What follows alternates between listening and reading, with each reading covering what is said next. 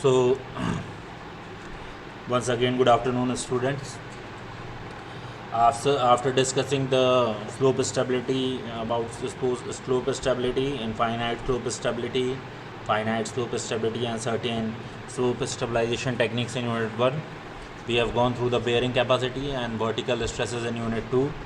In bearing capacity, we have gone through the analytical methods like Brinch-Hansen, Vazix, Meyerhof, Terzaghi, IS code methods. And after discussing these analytical methods, we have discussed about the field test like plate load test, standard penetration test, dynamic cone penetration test. I have given to you all people certain numerical problems which you all people have to solve as an assignment.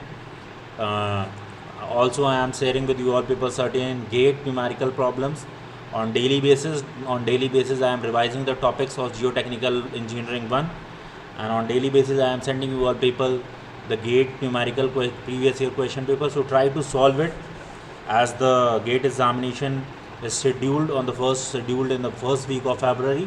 So till the time, I am trying to complete your soil mechanics and foundation engineering course within 1 month. So try to, from my side, I will be completing all the soil mechanics course, geotechnical engineering course in 1 month only.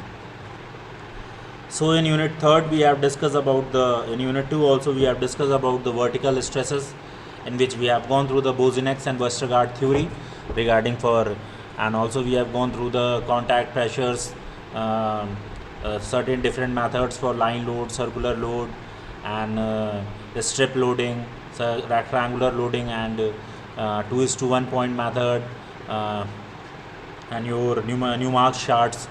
So go through, try to revise these things. I will be sharing some previous year gate question paper on the vertical stresses topic also. Afterwards, we have discussed about the settlement of foundation.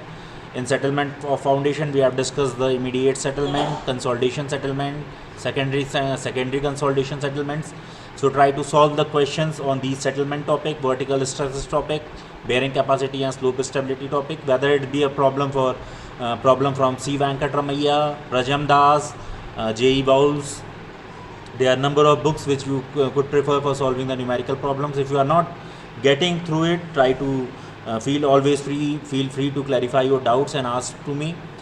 And now onwards, I will be discussing unit 4th and unit 5th.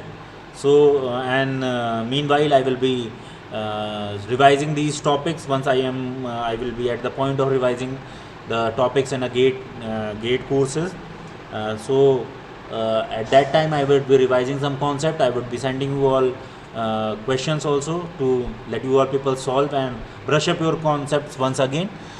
So from today onwards, I would be discussing deep foundation. And deep foundation, there is a types of deep foundation. We are going to revise. We are going to learn the topics of pile foundation, why we provided, what are the certain formulas to determine the efficiency of pile. All these things we are going to tabulate.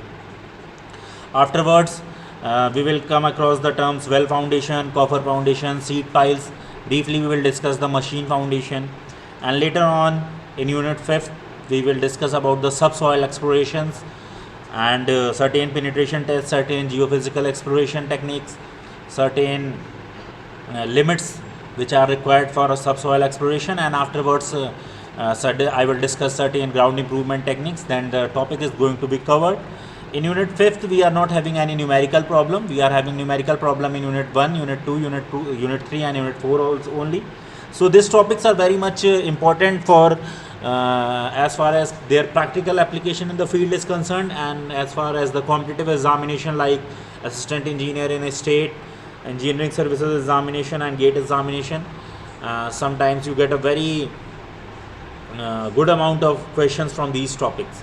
So students, starting from the deep foundation are those in which the depth of the foundation is very large in comparison to its width, which are not constructed by the ordinary methods of open pit. Forms of construction. Most common forms of construction pertaining to the deep foundation.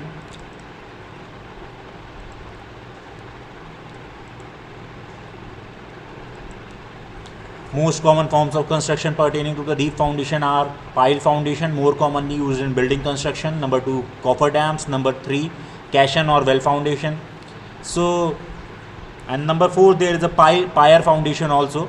So you all people might have you should go through these types of foundation also. These types of foundation is termed to be the deep foundation. The term pile foundation denotes a construction of the foundation for of a wall or a pier which is supported on the piles. Where used, a stratum of required bearing capacity is at the greater depth. Advantages provides a common solution to all difficult foundation site problems. Can be used for any type of a structure and in any types of soils. So these are some examples of the pile foundation. You can see pile foundation is provided for in railways also, and pile foundation is provided below this piers which is being given for this bridge. So bridges are one of the most important infrastructure in which piles are being provided. This is an example of group of piles. You can see the pile cap over here. Types of piles based on their function. Classification based on the function or use. Bearing piles or end bearing piles. Friction piles or screen friction piles. Sheet piles, tension piles or uplift piles. Anchor piles, batter piles, fender piles or compaction piles. Bearing piles driven into the ground until a hard stratum is reached. Act as a pillars supporting the superstructure and transmitting the loads to the ground. Friction piles, that is also termed to be the floating piles. Piles are driven at a site where the soil is weak or soft to a considerable depth and it is not economical or rather possible to the rest the bottom end of the pile on the hard stratum. So this is the end bearing pile and this is the friction piles.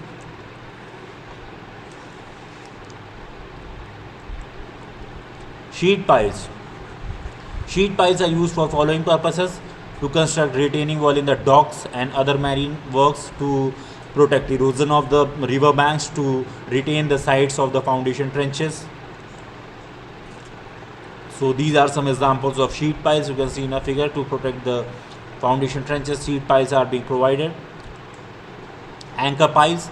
Piles are used to provide anchorage against the horizontal pull from sheeting piles or other pulling forces. Batter piles. Piles are driven at an inclination to resist the large horizontal and inclined forces. Fender piles. Fender piles are used to protect concrete deck or other waterfront structures from aberration or impact caused from the ship or barrages. Compaction piles. When the piles are driven in the granular soil with the aim of increasing the bearing capacity of the soil, the piles are termed as compaction piles. So this is sheet pile, this is foundation pile, this is batter pile, this is anchor pile, and this is the fender pile. So classification based on the materials: timber piles, concrete piles, composite piles, and steel piles.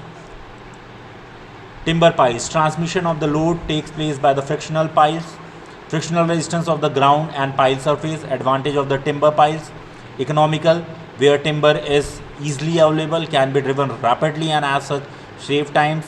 Disadvantage of the timber piles: liable to decay or deteriorate by the salt, water and insects. Low bearing capacity. So these are some photos of timber piles, steel piles. Concrete piles are of the three types: precast piles, cast in situ piles, pre-stressed concrete piles. So in this figure you can see the concrete piles. Advantage of the precast pile: very effective, simply quality control, improves the entire area. Disadvantage of the precast pile: limited in length, difficult to transport, not suitable for densely built up area. Advantage of cast in situ concrete pile: not limited in length, can be cast at any place, requires less equipment. Disadvantage of cast in situ concrete piles: quality control is difficult, load carrying is mostly done through the end bearing, only screen frictional resistance is very low. So these are the way concrete piling is being done, you can see in the figure. Piles of the two different materials are driven one over the another so as to enable them to act together to perform the function of a single pile. This type of composite pile is used with the object of achieving economy in the cost of piling work. Type of sheet piles. The type of sheet piles commonly used are H piles, pipe piles, screw piles, and disc piles. So these are some steel piles, sheet piles you can see in a figure. Causes of failure of the piles: unequal settlement of the subsoil, unequal settlement of masonry, horizontal movement of the soil adjoining the structure, shrinkage due to the withdrawal of the moisture from the soil below the foundation level, and lateral pressure tending to overturn the structure, action of the atmosphere, and lateral escape of the soil below the foundation. So these are some failure due to the pile foundation failures. Coffer dams. Coffer dams may be defined as a temporary structure constructed in a river or a lake or any other water bearing surface for excluding the water from a given site to enable the building operation to be performed on a dry surface. This is a bridge on Bhairab, and this is an example of coffer dam. This bridge is being constructed with the help of coffer dams. These are the coffer dams. Types of coffer dam. Coffer dam may be on the material used during the construction may be divided into following category based: earthen coffer dam, rock fill coffer dam, single walled coffer dam, double walled coffer dam, single walled coffer dam, double walled coffer dam, crib V, cellular coffer dam, circular or diaphragm type. Earthen coffer dam. It is essentially consists of an earthen embankment built around the area to be enclosed. It is constructed in a place where the depth of the water is not too much. So this is a section of the earthen coffer dam. So you can see and field example of earthen coffer dam over here to retain the water over here. Rock fill earth dam. This construction is adopted only if the stone is easily available in the nearby areas. The stones are assembled in the required shape of the embankment, and voids are partially filled with the earth and stone chips. So this is one of the example of rock fill earth dam, coffer dam. So in the field you can see how rock fill earth coffer dams are being constructed. Single walled coffer dam. The struts are being provided, sheet piles are being driven, and guide piles are being provided over here. To see this types of coffer dams are single walled coffer dam. So in this figure you can see an field example of single walled coffer dam. Double walled coffer dam required to enclose larger area in a deep water. Larger section of the truss struts would be necessary to resist the water pressure. This is a strut being provided as a puddle. Sheet piles, wales, guide piles, and riverbed is being provided 750 centimeter of height and 450 centimeter of the width. So this is an example of double walled coffer dam. Crib type of coffer dam.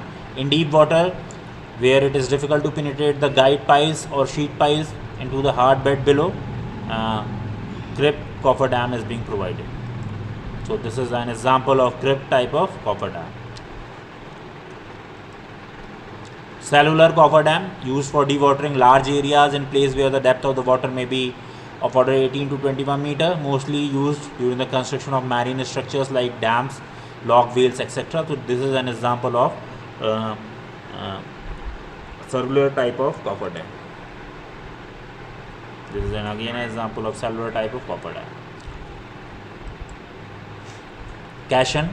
Caisson are the water light structures made up of a wood, steel or reinforced concrete, constructed in a connection with the excavation of the foundation of bridges, piers, abutments in the river and lake, dock structures, foreshore protection, etc. The caisson remains in its pose and ultimately become an integral part of the permanent structures. So these are types of the caissons which are being provided. Caissons can be broadly classified into following three types: open caisson, box caisson, and floating caisson and pneumatic caissons. Open caisson with the dredging well. This types of caisson has the distinction of being employed for the deepest foundation for bridge piers, abutments and other similar structures. Open caisson with a dredging well. Types of caisson. This is the types of caisson.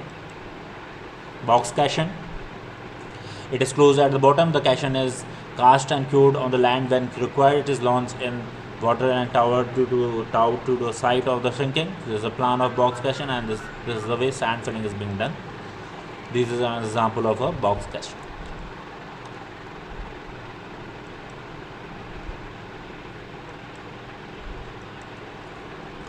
and this is an example of a pneumatic type of caisson. So students, I have discussed the types of pile foundation, types of sheet piles, and types of cofferdams. Later on, types of caissons also I have discussed. So actually we have a brief explanation of cofferdam in your syllabus, caisson foundation and well foundation. Only brief explanation is required to you all people. Try to go through these topics, cofferdam, sheet piles and caisson foundation very briefly. In your syllabus we have to discuss a deep pile foundation in deep. We will discuss some numerical problems, certain tests which are being conducted on pile foundation. So meanwhile, try to go through these topic. It is very clearly mentioned and very elaborately given in books like BC Punamiya. So try to go through it and try to. I will go through these topics through 1 week. In 1 week, I would try to cover these unit 4, and in next week I would try to cover the subsoil explanation. And if the time permits, I will discuss certain numerical problem which has previously came in some competitive examinations. And also I will be revising these topics once I have going through the GATE revision courses which I am carrying on the daily basis. So thank you students, thank you for listening to me. Once again, thank you for all people. If you all people are getting any problem in any topic related to geotechnical engineering, whether it's be a geotechnical engineering 1 or geotechnical engineering 2, any problem regarding your concepts, regarding your theory part, regarding your practical application, regarding your competitive exam previous year question papers, feel free to ask and feel free to clarify all your doubts. Thank you students, thank you once again.